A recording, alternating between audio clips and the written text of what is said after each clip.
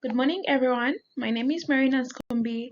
I'm here to talk about width detection for yield estimation using RGB imagery and the faster RCNN. I'm originally from Uganda. I go to school at Oregon State University. Go Beavs! I'm majoring in computer science with a minor in business, and this summer I interned at WSU Pullman with Dr. Sindhuja Sankaran and Dr. Kirti Rajagopalan. Just to reduce the problem a little bit, what is the major source of food for different people in different countries and different communities?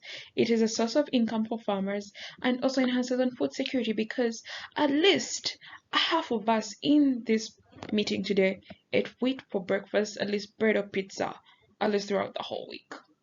So how exactly does my project come in?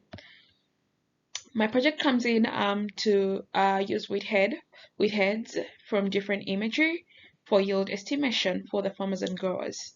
And why do I do this is because farmers face a lot of difficulties and hindrances, such as difficulty knowing how much labor they need per season, knowing how much storage capacities they're going to need per season, and also how much yield they're expecting without knowing how much yield it's hard for them to allocate all these resources well.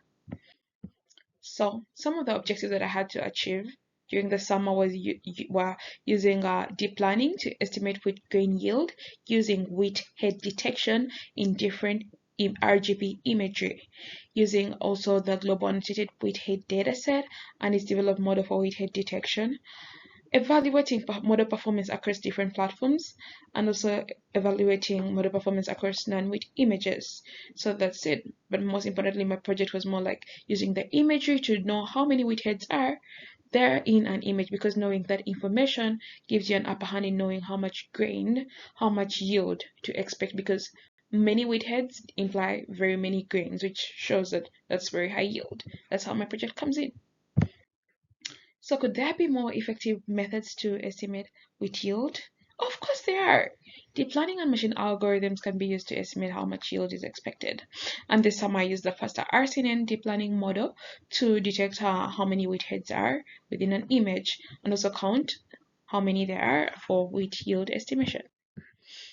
So how does the faster RCNN exactly work? It works by receiving an input image, later on sends it to the regional proportional network that creates anchor boxes of different sizes and then sends it to the region of interest pooling. That's going to make sure it resizes all of them to have the same size, because the model expects that without giving it that's a problem. And then that one sends those feature maps to the highest IOU, because that's where we expect the highest that's where the highest chance of an object should be within an image. We send that to the classifier, which is an SVM.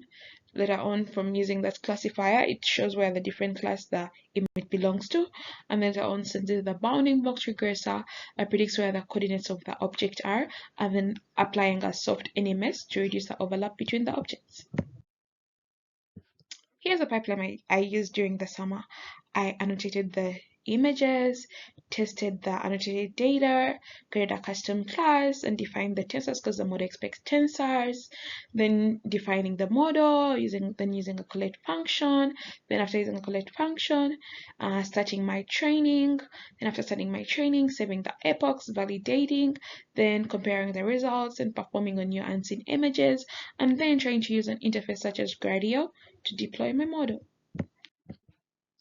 So this is some of the results. As you can see, on the left, this is where the predicted images are, and on the right is where the ground truth are, which are very similar, and then the one on the right is the performance on new unseen images.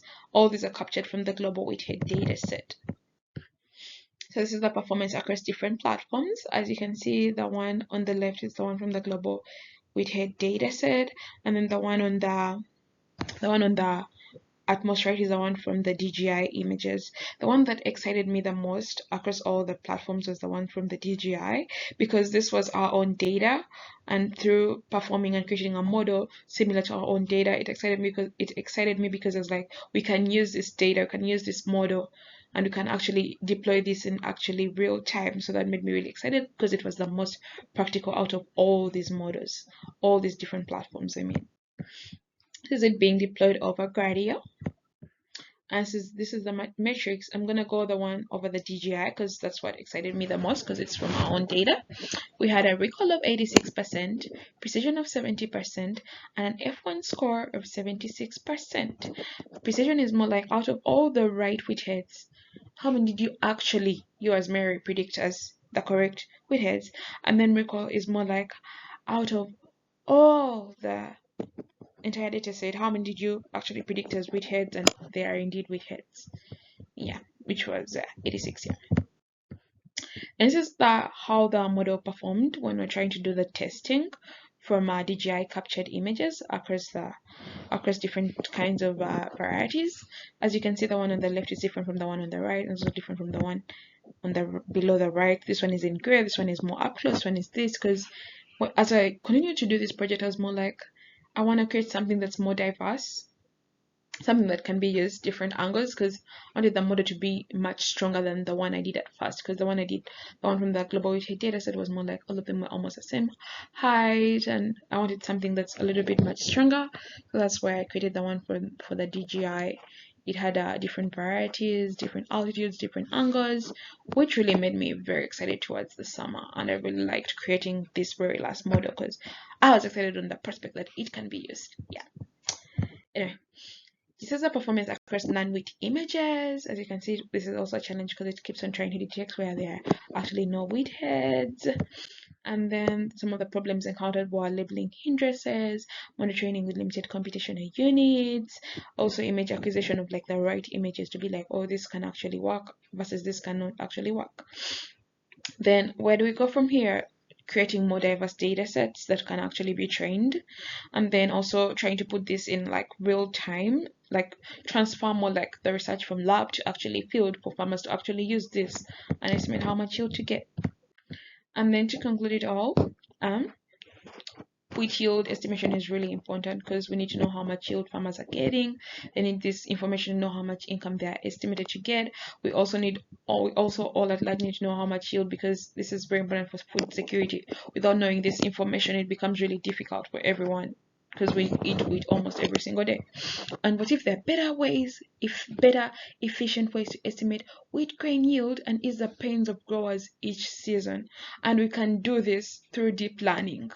We can do this through research, creating these diverse data sets and models through deep learning and deploying them for the farmers to use. And at least this benefits all of us at large, but most importantly, to farmers. Lastly, I would like to thank USD NIFA for supporting the Ag8 Institute.